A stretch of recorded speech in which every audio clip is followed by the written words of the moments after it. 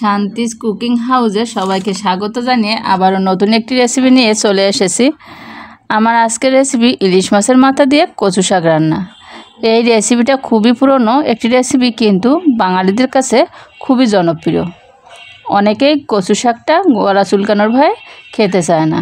আমি এমন কিছু টিপস এই রেসিপিতে শেয়ার করেছি, যে টিপসগুলো আপনারা যদি ফলো করেন তাহলে আপনাদের কচু শাকে আর কখনো গলা চুলকাবে না। আপনারা এই টিপসগুলো ফলো করে কচু শাকটা রান্না করে খেয়ে দেখবেন।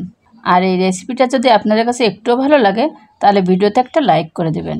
ইউটিউব চ্যানেল থেকে দেখে থাকলে আমার চ্যানেলটি সাবস্ক্রাইব করবেন। ফেসবুক পেজ থেকে দেখে থাকলে আমাদের পেজটি ফলো করে আমাদের পাশে থাকবেন। শোলা কচুটা প্রথমে আমি কেটে পিস পিস করে কেটে ভালো করে একটা কাপড় দিয়ে ডলে ডলে ধুয়ে নিয়েছি। তারপরে আমি এই যে খোসাটা ফেলে দিয়েছি, মানে ছালটা ছেলে নিয়েছি। ছেলে আমি এরকম করে পিস পিস করে কেটে নিয়েছি। আমি এবার এগুলো রান্না করব। এরকম করে ছাল ফেলে দিতে হবে। আমি এবার কচুগুলো সিদ্ধ করে নেব। তার জন্য কড়াই বসিয়ে দিয়েছি। দিয়ে আমি কচুগুলো কড়াইয়ের ভিতরে দিয়ে দেব।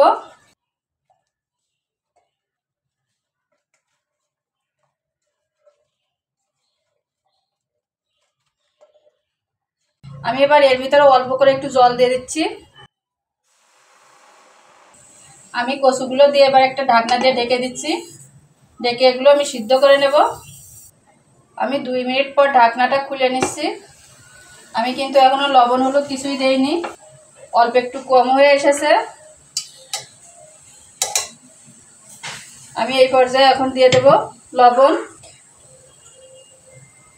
একটু লবণ দিয়ে দিচ্ছি, অল্প করে একটু হলুদ দিয়ে দিচ্ছি। অনেক সময় দেখা যায় শোলা কচু বা কোনো কচু জাতীয় জিনিসে গলা ধরে, কিন্তু আমি যদি এই কচুর ভিতরে যদি আম পাতা ব্যবহার করা যায় তাহলে কিন্তু কচুতে কোনো রকম গাল ধরবে না বা গলা চুলকাবে না। আমি এখানে 2টো আম পাতা নিয়ে নিয়েছি। আম পাতাগুলো এর মধ্যে দিয়ে দেব, দিয়ে সিদ্ধ করে নেব। আমি আম পাতাগুলো 2টো টুকরো করে নিয়েছি। আমি এবার এর ভিতর দিয়ে সিদ্ধ করে, আম পাতাটা কিন্তু সিদ্ধ হওয়ার পর আমি উঠিয়ে ফেলবো। আমি এবার এটা এই লবণ হলুদ দেওয়ার পরে একটু ঘুটে দিচ্ছি। এটা আপনারা আম পাতা দিয়ে একবার হলেও কচু শাকটা রান্না করে দেখবেন।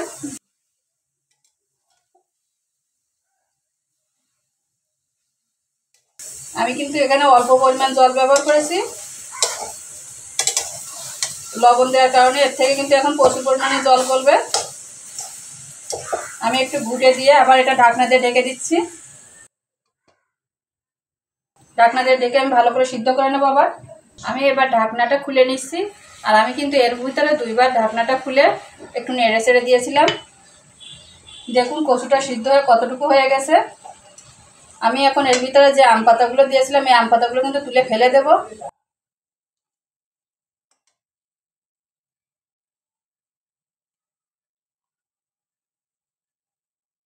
এই টিপসটা ফলো করলে আপনাদেরও কিন্তু কচুতে কোনো রকম গলা বা গাল চুলকাবে না।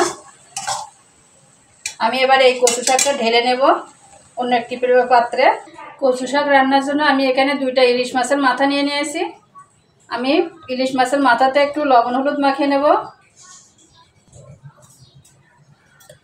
লবণ হলুদটা ভালো করে মাখিয়ে নেব।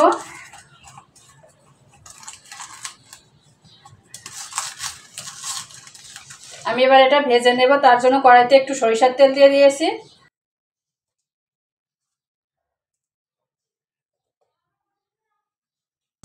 আমি মাছের মাথাটা ভেজে নেব। আমি ইলিশ মাছের মাথাটা ভালো করে উল্টে পাল্টিয়ে এরকম লাল করে ভেজে নিয়েছি। আমি এবার উঠিয়ে নিচ্ছি এটা। আমি নিয়ে নিয়েছি 2টা শুকনো মরিচ এবং 2টা তেজপাতা। দিয়ে দিব তেলের ভিতরে ফোড়ন। কিছুটা পরিমাণ দিয়ে দিচ্ছি সরিষা ফোড়ন। সরিষা, শুকনো মরিচ আর তেজপাতাটা কিছুক্ষণ ভেজে নিচ্ছি। সরিষাটা যতক্ষণ ফুটে না আসবে আমি ততক্ষণ একটু ভেজে নেব।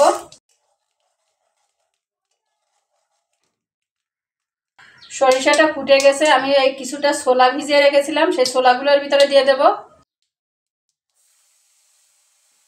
কিছুটা কাঁচামরিচ চিড়ে নিয়েছিলাম, আমি এবার এগুলো দিয়ে দেবার ভিতরে।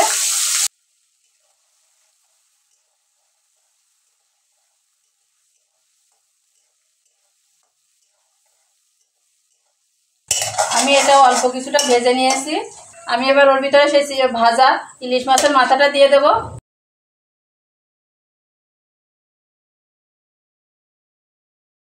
আমি খুন্তির সাহায্যে কিছুটা ভেঙে দিচ্ছি।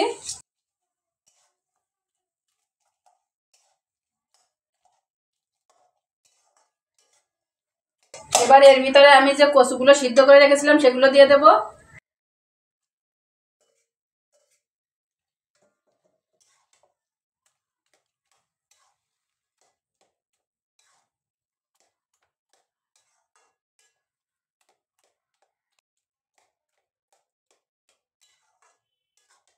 এভাবে আমি কিছুক্ষণ রান্না করে নেব। আর কচু শাকের ভিতর চেষ্টা করবেন একটু বেশি করে মরিচ দেওয়ার। আমি একবার ভালো করে নাড়িয়ে ছাড়িয়ে দিয়েছি। আর আমি সিদ্ধ করার সময় যেহেতু লবণ দিয়েছিলাম তাই পরিমাণ বুঝে আরও অল্প করে লবণ দিয়ে দিচ্ছি। আর অল্প করে দিয়ে দিচ্ছি একটু হলুদ। আমি এবার আবার মিশিয়ে নেব ওগুলো।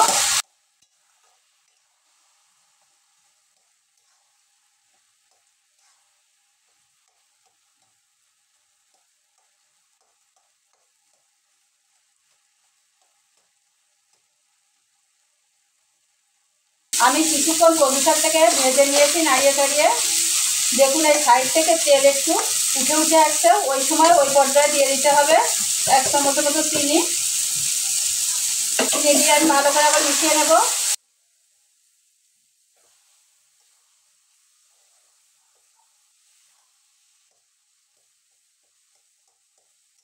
চিনিটা দিয়ে আমি আর অল্প কিছুক্ষণ রান্না করে নেব।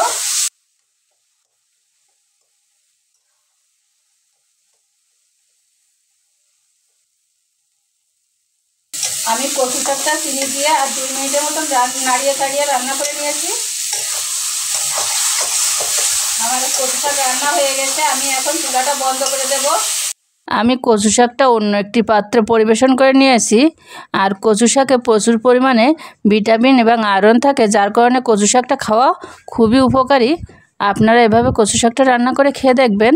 আশা করি সকলে ভালো লাগবে। ভালো লাগলে আমার চ্যানেলটি সাবস্ক্রাইব করবেন, লাইক কমেন্ট শেয়ার ফলো করে আমাদের পাশে থাকবেন।